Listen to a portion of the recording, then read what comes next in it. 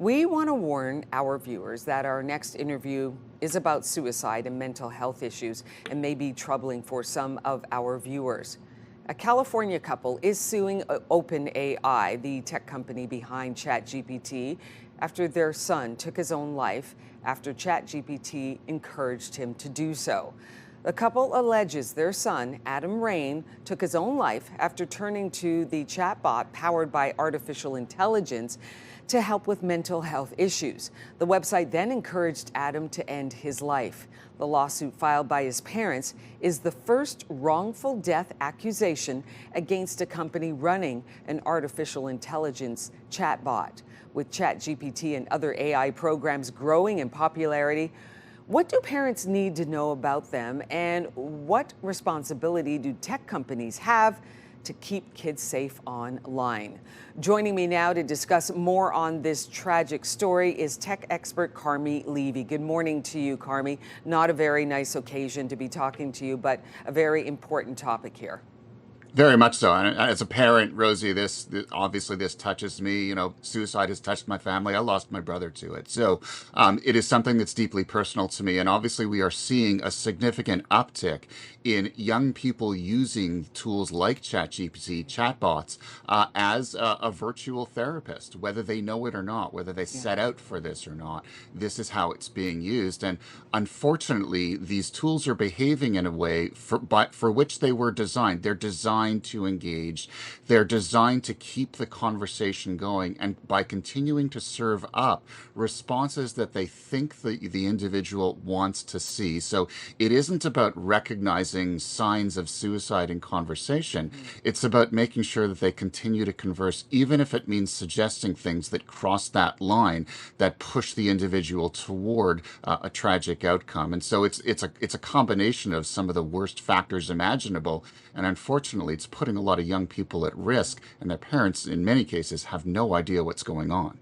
Carmi, I'm really sorry to hear about your brother, and that's, again, further evidence why it's so important to talk about this, as hard as it is to talk about. But I wanted to ask you about AI tools and how AI tools behave when the conversation goes on longer with those interactions. I mean, what immediate steps should tech companies like OpenAI be taking to protect young users?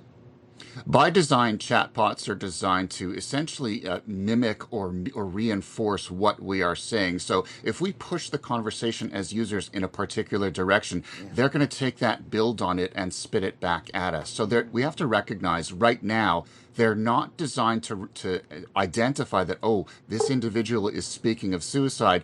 I should now stop the conversation and suggest that they contact a healthcare professional, suggest that they call the 988 suicide prevention hotline and things like that. And so they almost double down, and in this case, offered to write a suicide note for that individual. And so, you know, of course, these tech companies need to be held more accountable. OpenAI, in a blog post, has said that it will introduce better protections into its tools, which is a great place to start, but there are no laws that hold these companies accountable. They're not going to be punished for this, but because they broke some kind of law. There is no law. So first, we have to have a better legislative framework in place so that these responses aren't just voluntary. And they also need to be providing better resources to parents, recognizing that the tools that they've released are being used in this way, and that means that there has to be a greater level of accountability by these tech companies to ensure they're being used safely. Right now, none of that is in place. I mean, from what you're saying here,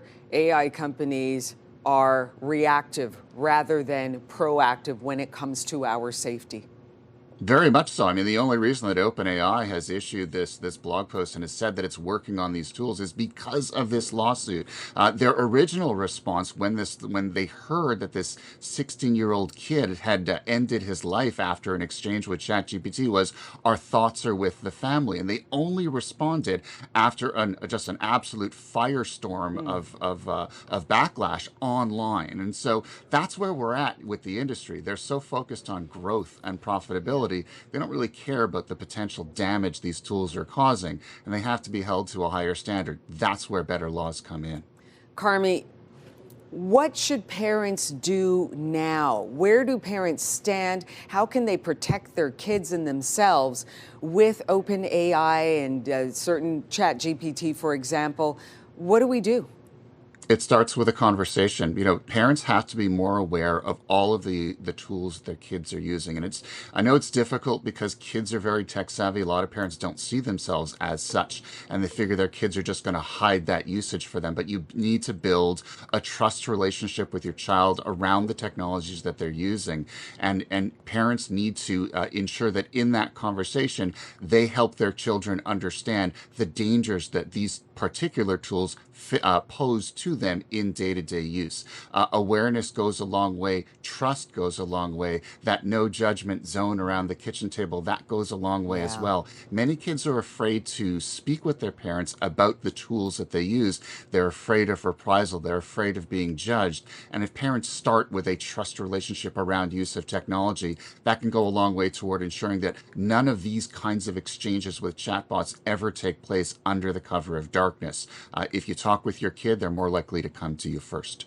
No judgment. Chat with your kids. Chat more with your kids than they do with Chat GPT. If you can do that, then you can get ahead of it, it seems. Exactly. And use the tools yourselves, Yeah. because it's one thing to read about it. It's quite another to roll up your sleeves Yeah. and kind of use it in the day to day. That way you'll be better equipped as a parent to have those conversations with your children.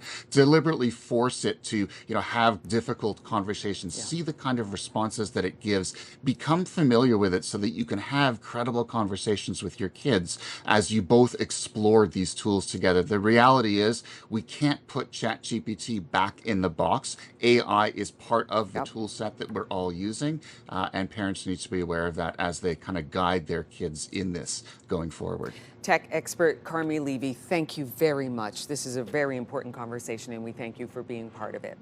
Really appreciate it, Rosie. Thank you. Thank you. We want to remind our viewers that if you are struggling with your mental health, the Ottawa Distress Center is there for you. You can reach them at any time, 613-238-3311, or you can call Canada's National Emergency Suicide and Crisis Hotline at 988.